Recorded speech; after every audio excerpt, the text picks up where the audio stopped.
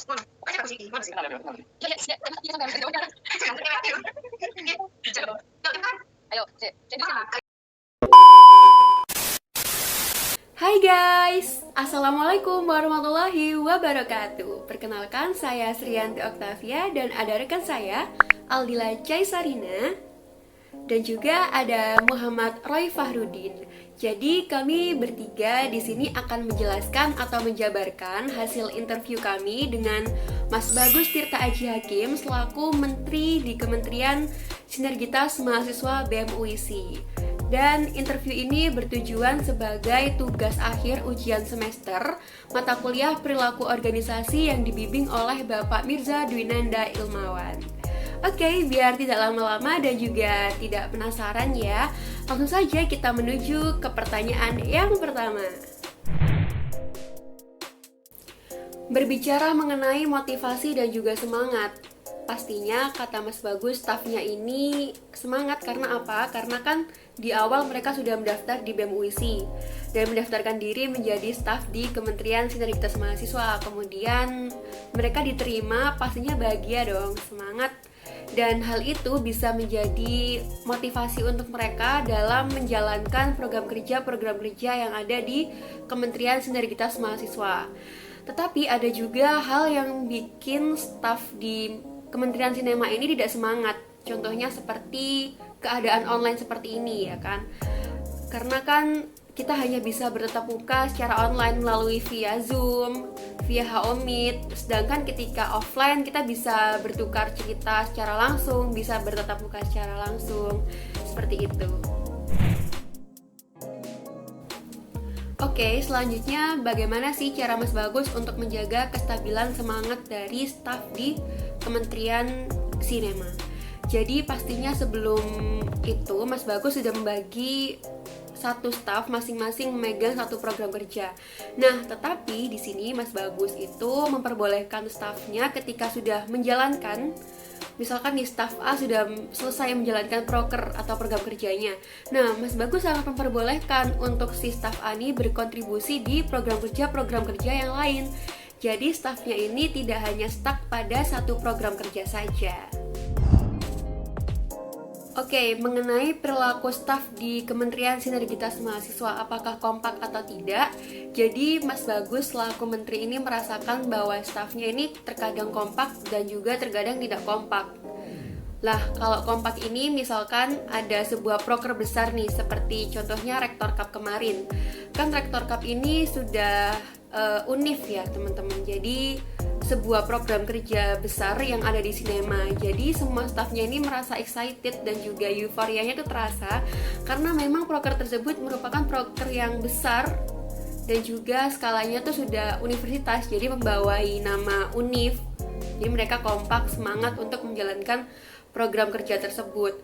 Nah, ada kalanya tidak semangat atau tidak kompak itu karena ketika suatu staf itu dipaksa untuk join di program kerja yang lain, jadinya staf itu merasa kayak tidak nyaman, kurang nyaman, dan itu menyebabkan kurang kompak di Kementerian Sinema itu sendiri. Oke, berbicara mengenai perbedaan status antara Mas Bagus yang seorang menteri di Kementerian Sinema dan juga stafnya. Nah, Mas Bagus nih merasa tidak ada dampak ya yang begitu menonjol untuk BEM itu sendiri. Karena apa? Karena Mas Bagus ini merasa bahwa dia tuh santai ke stafnya. Jadi stafnya pun merasakan santai juga ke Mas Bagus. Jadi tidak ada gap gitu ya, bener-bener gap antara menteri dan juga staff.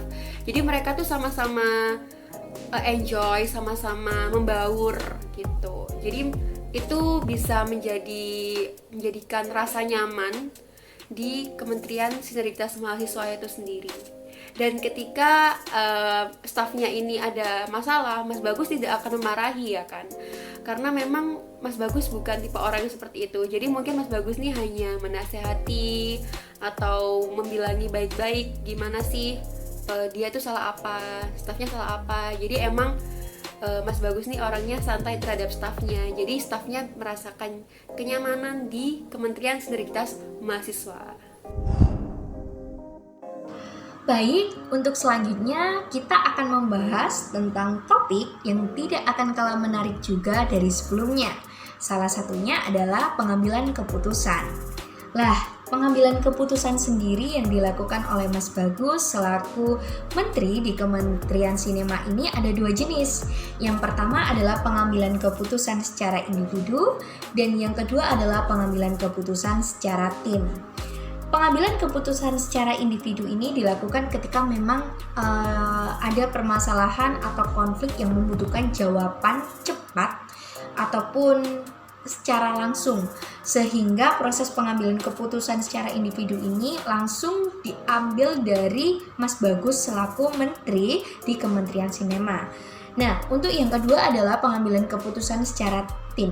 Nah, pengambilan keputusan secara tim ini Mas Bagus melibatkan semua anggotanya, baik staf ahli maupun staf magang, untuk berdiskusi terkait bagaimana enaknya atau bagaimana baiknya untuk mengatasi permasalahan atau kegiatan program-program kerja yang akan dilakukannya. Nah, dalam pengambilan keputusan itu tidak akan jauh yang namanya dari proses.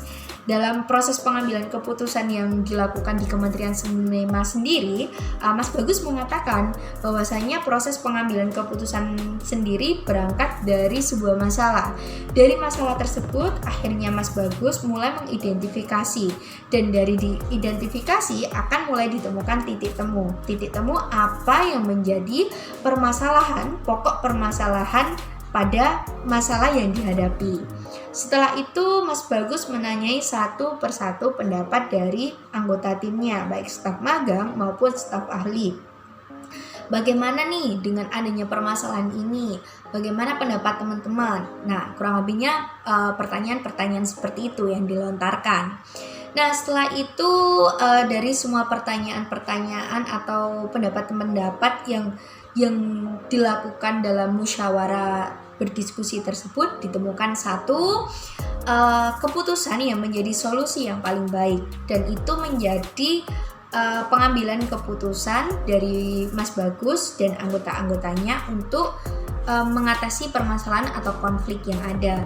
Namun tidak sampai situ, dalam proses pengambilan keputusan Mas Bagus sendiri setelah dilakukannya akan selalu dilakukan yang namanya evaluasi. Nah, evaluasi di sini digunakan untuk memperbaiki ataupun meningkatkan kinerja baik dari Mas Bagus sendiri maupun para stafnya.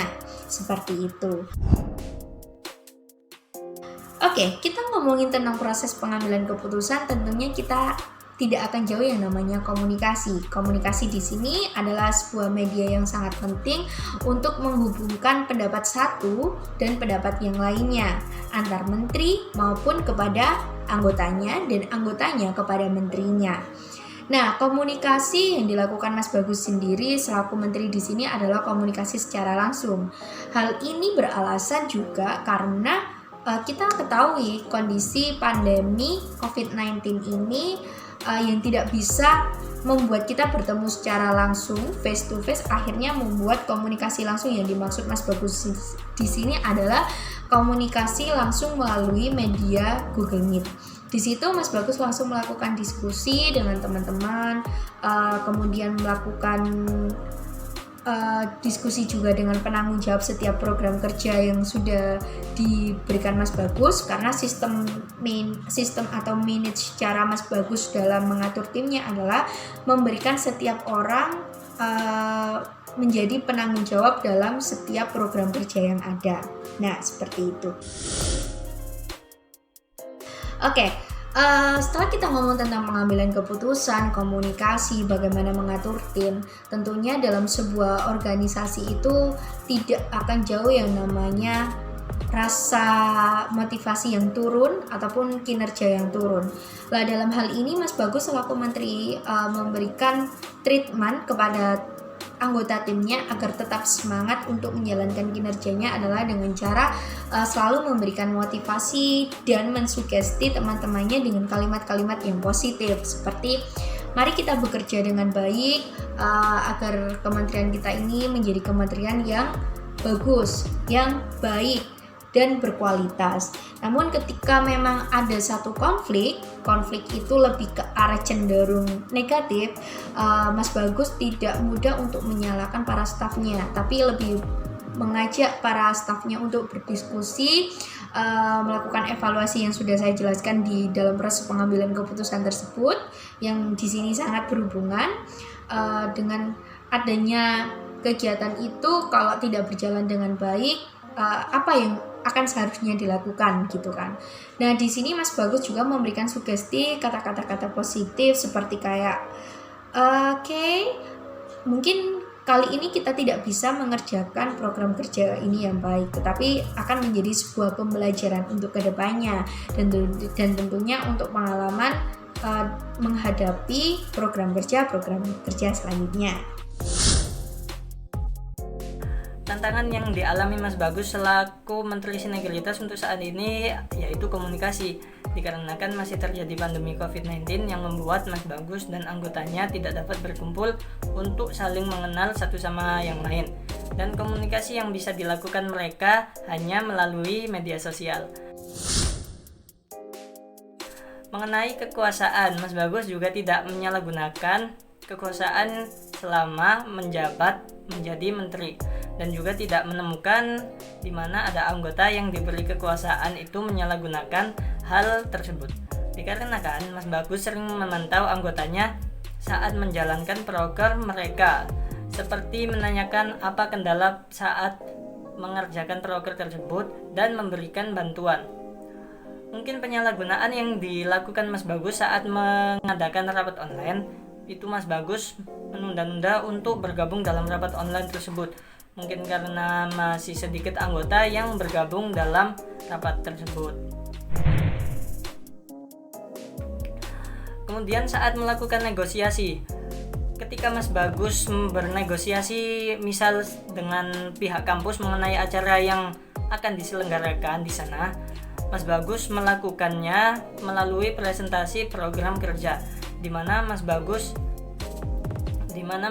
menjelaskan acara yang akan diadakan, juga keuntungan yang didapat jika acara tersebut dapat berjalan.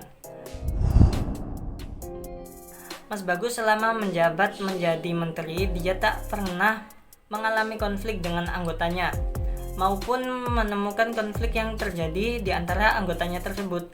Namun jika hal tersebut terjadi, Mas Bagus meminta pihak ketiga, biasanya itu Presbem, untuk memberikan solusi terkait penyelesaian konfliknya. Baik, mungkin itu saja yang bisa kami jabarkan terkait hasil interview dengan Mas Bagus selaku Menteri Sinergitas Mahasiswa. Semoga video ini bermanfaat untuk kita semua, dan jangan lupa like dan juga subscribe. Kami pamit undur diri. Bye-bye.